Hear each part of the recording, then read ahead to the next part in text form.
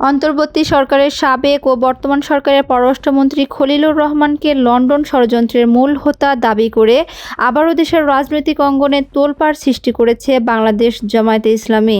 একই সাথে অন্তর্বর্তী সরকারের দুই সাবেক উপদেষ্টাকে বাংলার নতুন মীর জাফর আখ্যা দিয়ে কঠোর সমালোচনা করেছে দলটি। তাদের দাবি, ত্রয়োদশ জাতীয় নির্বাচনকে কেন্দ্র করে যে বিতর্ক তৈরি হয়েছে তার পেছনে রয়েছে পরিকল্পিত নির্বাচন প্রকৌশল বা ইলেকশন ইঞ্জিনিয়ারিং। বৃহস্পতিবার দুপুরে রাজধানীর মগবাজারে জামায়াতের কেন্দ্রীয় কার্যালয়ে এক সংবাদ ব্রিফিংয়ে এসব অভিযোগ করেন দলটির নায়েবে আমির সৈয়দ আবদুল্লাহ মোহাম্মদ তাহের। এটা স্পষ্ট যে খলিলুর রহমান ছিল লন্ডন কনস্পিরেসির প্রধান হোতা এবং সেখান থেকে তিনি সরকারকে মোটিভেট করে ষড়যন্ত্র করে বর্তমান যারা সরকারে আছেন তাদেরকে সুবিধা দেওয়ার জন্যই উনি অব্যাহতভাবে কাজ করেছিলেন। তিনি বলেন, দেশের জনগণ একটি সুষ্ঠু ও গ্রহণযোগ্য নির্বাচন প্রত্যাশা করেছিল, কিন্তু সেই আকাঙ্ক্ষাকে ভণ্ডুল করে দেওয়া হয়েছে। তার ভাষায়, যারা এই প্রক্রিয়ার সঙ্গে যুক্ত ছিলেন তারা ইতিহাসের কাছে দায়ী হয়ে থাকবেন। আবদুল্লাহ তাহেরের দাবি, নির্বাচনে অন্তত 53টি আসনে ভোট গ্রহণ নিয়ে গুরুতর অভিযোগ রয়েছে। এসব আসনে ভোটের স্বচ্ছতা ও নিরপেক্ষতা নিয়েও প্রশ্ন উঠেছে। তিনি বলেন, সাম্প্রতিক সময়ে সাবেক উপদেষ্টা সৈয়দা রিজওয়ানার বক্তব্য নির্বাচন ইঞ্জিনিয়ারিংয়ের বিষয়টি আরও স্পষ্ট হয়েছে। তার সেই বক্তব্যের মধ্য দিয়ে প্রমাণ মিলেছে যে নির্বাচনের পেছনে সুপরিকল্পিত প্রভাব খাটানো হয়েছিল।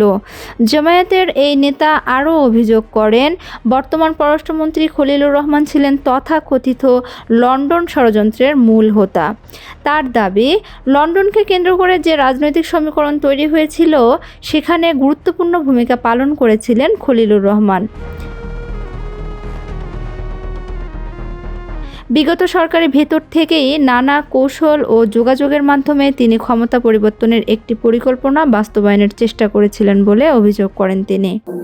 এবং তার সেই কাজের পুরস্কার হিসেবে উনি পররাষ্ট্রমন্ত্রীর এই রিওয়ার্ডটা উনি পেয়েছেন।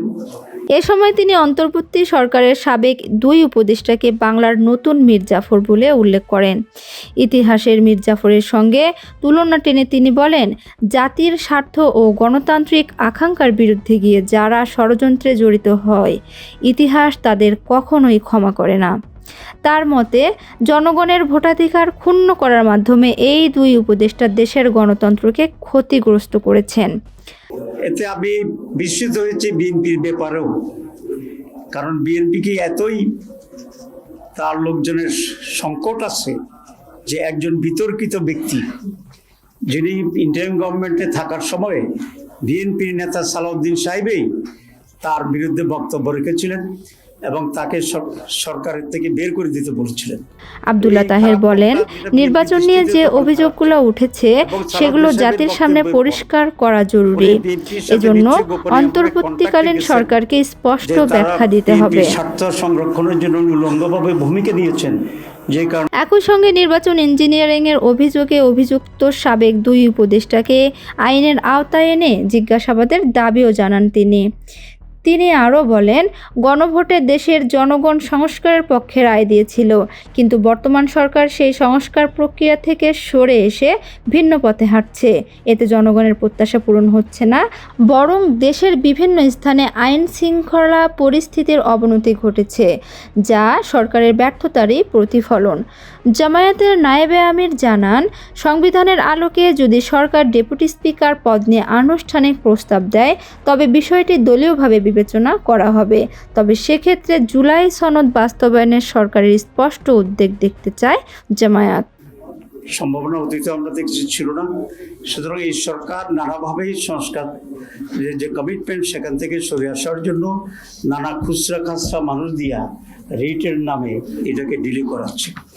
এবং খুবই আনফর্চুনেট হচ্ছে এই যে আমরা আইনের শাসনের কথা বলছি এবং কোর্টকে আমরা স্বাধীন করার জন্য দীর্ঘদিন ধরে আমরা সংগ্রাম করছি। নির্বাচনের স্বচ্ছতা, রাজনৈতিক ষড়যন্ত্র এবং সংস্কার ইস্যুতে নতুন করে উত্তপ্ত হয়ে উঠেছে দেশের রাজনৈতিক অঙ্গন। জামায়াতের এসব অভিযোগের পর রাজনৈতিক মহলে নতুন করে বিতর্ক জন্ম নিয়েছে, যার প্রভাব আগামী দিনের রাজনীতিতেও পড়তে পারে বলে মনে করছেন বিশ্লেষকরা।